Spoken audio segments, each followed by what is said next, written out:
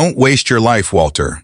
Simmons had exactly 43 days left to live, and he did not know it yet. What he did know, sitting alone at his kitchen table on a quiet Tuesday morning with a cup of coffee going cold beside him, was that his hands were shaking as he held an old photograph he had not looked at in almost 30 years. In the picture, a younger version of himself stood between two children, his son and his daughter, all three of them laughing at something the camera would never explain. He could not remember staring at it now. The last time he had heard either of them laugh in person. He could not remember, if he was honest with himself, the last time he had truly listened to anyone at all. For most of his 61 years, Walter had been a man who worked.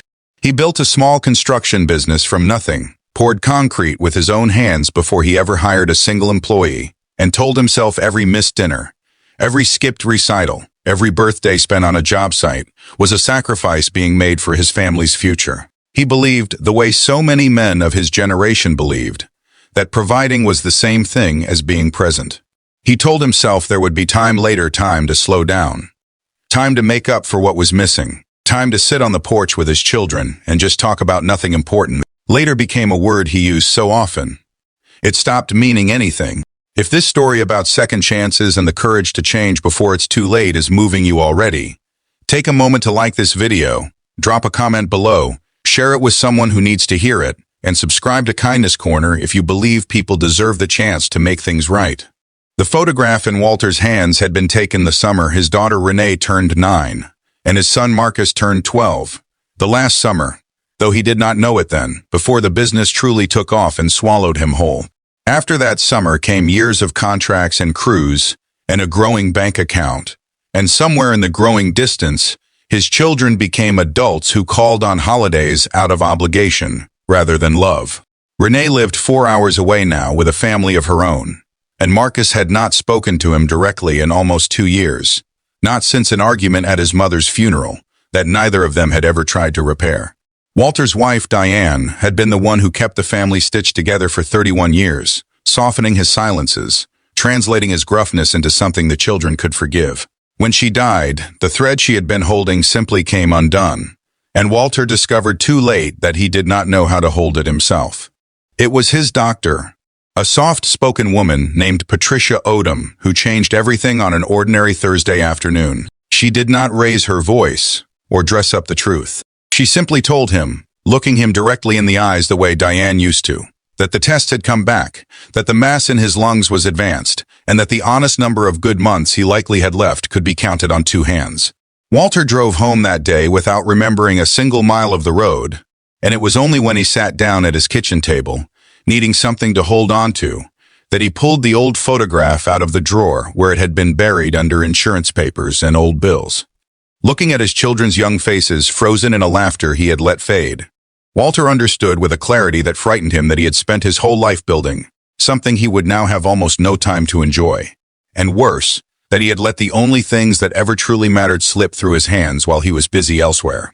He thought of every soccer game he had missed for a job site inspection, every bedtime story he had skipped because he was too tired from work, every time Marcus had wanted to talk, and Walter had said not now, later. Later had finally arrived, and it had brought with it an ending instead of a beginning. That night, Walter did something he had not done in years. He picked up the phone and called his son. His hands trembled as he dialed, half expecting the call to go to voicemail the way the last several had. But Marcus answered, and there was a long, heavy silence on the line before Walter, in a voice that cracked more than he wanted it to, told his son the truth not just about the diagnosis, but about the regret that had been sitting in his chest for years, unspoken and untouched. He told Marcus he was sorry for the games he missed, for the birthdays he treated like inconveniences, for choosing work over presents more times than he could count. He did not ask for forgiveness, only for the chance, however small and however late, to be a father again in whatever time he had left. There was a pause on the other end of the line, long enough that Walter feared he had lost his son entirely. Then Marcus, his voice thick with an emotion he had buried just as deeply as his father had, said simply that he had been waiting years to hear those words, and that he would come see him that weekend. 2 days later, Marcus arrived at Walter's front door with his own son in tow, a boy of 7 Walter had met only twice in his life. Renee flew in from 4 hours away the following week, and for the first time since Diane's funeral, the family sat together at the same table, not out of obligation, but because each of them, in their own way, understood that time suddenly mattered more than pride. The weeks that followed were not perfect. There were hard conversations, old wounds that needed more than a single phone call to heal, and moments where the years of distance still hung heavy in the room. But there was also laughter again.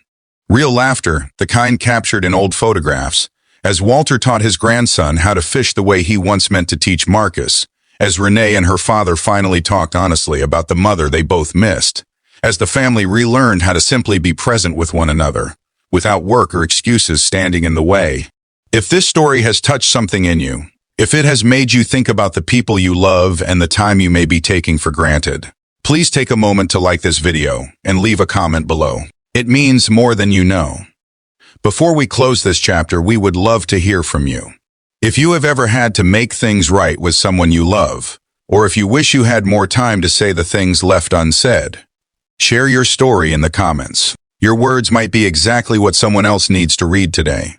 Walter Simmons did not get the years he once assumed he would have. But in the time he had left, surrounded finally by the family he had almost let slip away entirely, he understood something that no amount of money or success had ever taught him. A life well spent is not measured by what you build, but by who you choose to be present for while you still can. Don't wait for a diagnosis, a funeral, or a quiet Tuesday morning with an old photograph to remind you. The people you love are waiting for you now, today, while there is still time to say the words that matter most.